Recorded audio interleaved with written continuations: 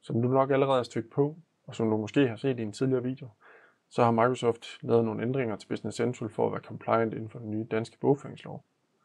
Det er meget specifikt i forhold til digital bilag, at jeg snakker om nu her, hvor du måske sidder og tænker, jeg sidder ikke rigtig og kører standard i dag. Jeg har en document capture løsning, som egentlig står for at vedhæfte de her bilag for mig. Bare rolig. Continia har været inde og ændre deres løsning, så den er compliant med de nye ting, der kommer for den danske tilretning af Business Central.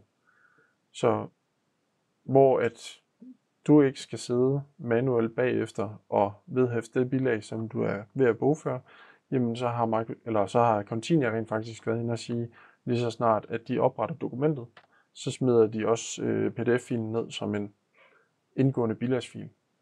Så lige så snart at man har været inde og sige digitale bilag, den er aktiveret, og de postopsætninger, der ligger for salgsdokument og købsdokument, de står til at have en checktype vedhæftet fil.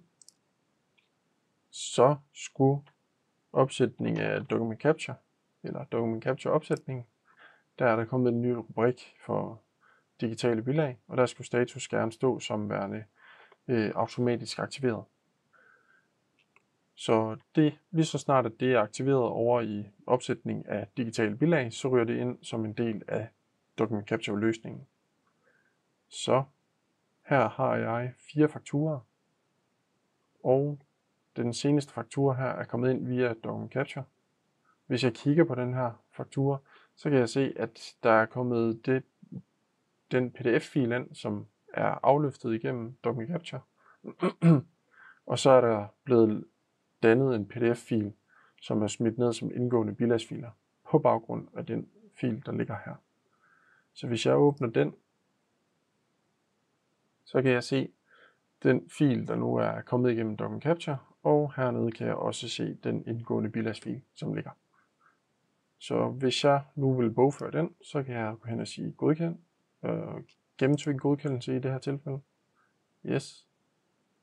Så lukker vi lige ned for det her, og så er den røget over i frigivende fakturer. Her kan jeg så gå hen og så sige bogfør, og så bogfører vi bare den her faktura. Og så skulle jeg jo ikke blive mødt af nogen problemer, fordi at document capture allerede har vedhæftet den indgående bilagsfil. Og det tager så lige en smule tid.